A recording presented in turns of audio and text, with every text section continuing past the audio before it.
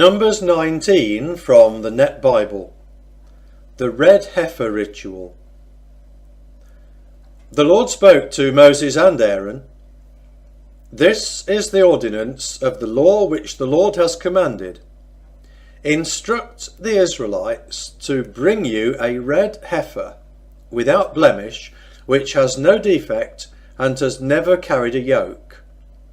You must give it to Eleazar the priest, so that he can take it outside the camp, and it must be slaughtered before him. Eleazar the priest is to take some of its blood with his finger and sprinkle some of the blood 7 times directly in front of the tent of meeting.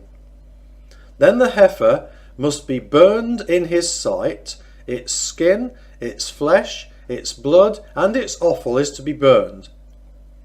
And the priest must take cedar wood, hyssop and scarlet wool, and throw them into the midst of the fire where the heifer is burning. Then the priest must wash his clothes and bathe himself in water, and afterward he may come into the camp, but the priest will be ceremonially unclean until evening. The one who burns it must wash his clothes in water and bathe himself in water. He will be ceremonially unclean until evening.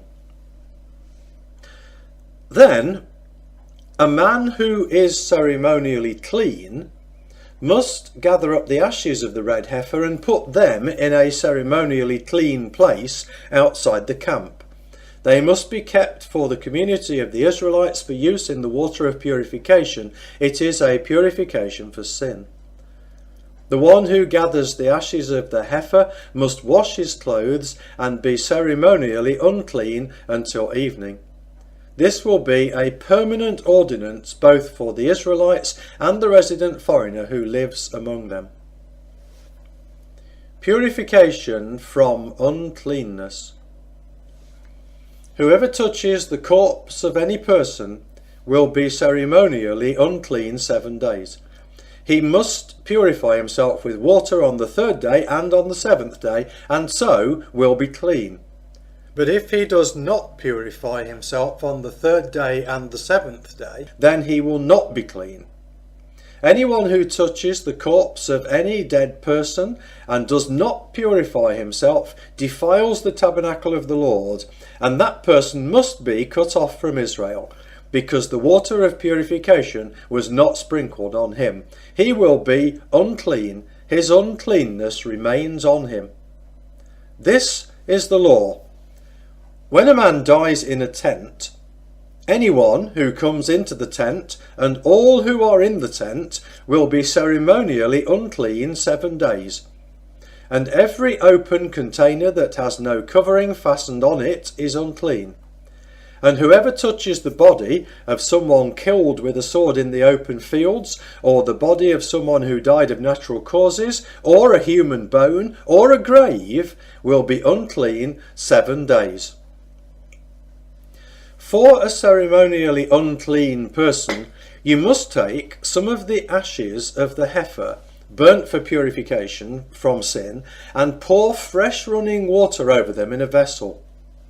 Then a ceremonially clean person must take hyssop, dip it in the water, and sprinkle it on the tent, on all its furnishings, and on the people who were there, or on the one who touched a bone, or one killed, or one who died, or a grave.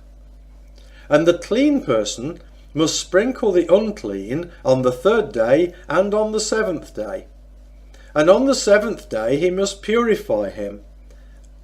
And then he must wash his clothes and bathe in water, and he will be clean in the evening. But the man who is unclean and does not purify himself, that person must be cut off from among the community, because he has polluted the sanctuary of the Lord. The water of purification was not sprinkled on him, so he is unclean. So this will be a perpetual ordinance for them. The one who sprinkles the water of purification must wash his clothes, and the one who touches the water of purification will be unclean until evening. And whatever the unclean person touches will be unclean, and the person who touches it will be unclean until evening.